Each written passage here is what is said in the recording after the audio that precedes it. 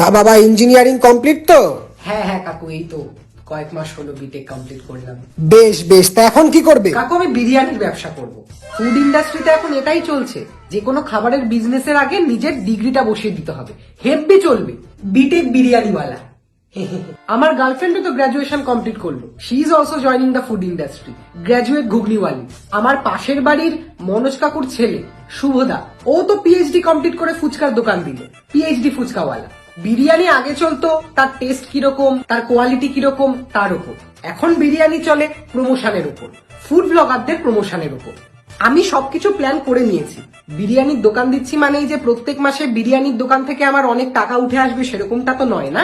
তাই জন্য আমি ফেসবুকে একটা পেজ আর ইউটিউবে চ্যানেল খুলে নিচ্ছি। ফুড ব্লগারদের ডেকে ওদের হাতে বিরিয়ানির থালা দিয়ে ভিডিও বানাবো, সেগুলো পেজে আর ইউটিউব চ্যানেলে ছাড়বো। তাই থেকে আমার ইনকাম হয়ে যাবে প্রত্যেক মাসে ভালো মতো। 69 টাকায় চিকেন বিরিয়ানি দেবো উইথ আলু অ্যান্ড ডিম।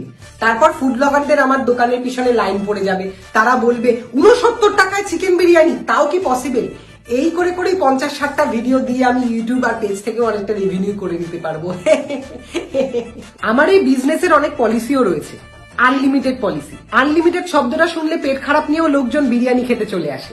তারপর আছে হচ্ছে গিয়ে সবচেয়ে এক্সাইটিং গেম পলিসি। 15 মিনিটের মধ্যে 2 থালা বিরিয়ানি খেয়ে নিতে পারলে আইফোন দেবো, 10 মিনিটের মধ্যে 2 থালা বিরিয়ানি খেয়ে নিতে পারলে গাড়ি দিয়ে দেবো, 5 মিনিটের মধ্যে 2 খানা বিরিয়ানি খেয়ে নিতে পারলে আমার 2টো কিডনি দিয়ে দেবো। আর এই বিজনেস করার পিছনে আমার মেন উদ্দেশ্য হলো গিয়ে ফেমাস হওয়া। তো এই সমস্ত বিরিয়ানির দোকানের মালিকদের আজকাল সব রকম রিয়ালিটি শোতেই ডাকছে, আমাকেও ডাকবে আশা করি, ঠাকুরের ইচ্ছা। এখন তাহলে উঠি, আমার রিহার্সাল রয়েছে। কিসের রিহার্সাল আবার? ওই যে ইঞ্জিনিয়ারিং করার পর কেন বিরিয়ানির ব্যবসা খুললাম, ফুড ব্লগাররা তো আমায় জিজ্ঞাসা করবে, তাই না? সেটার উত্তর দিতে হবে না, সেটাই রিহার্সাল করবো, একটা স্ক্রিপ্ট লিখে রেখেছি। এলাম, হ্যাঁ।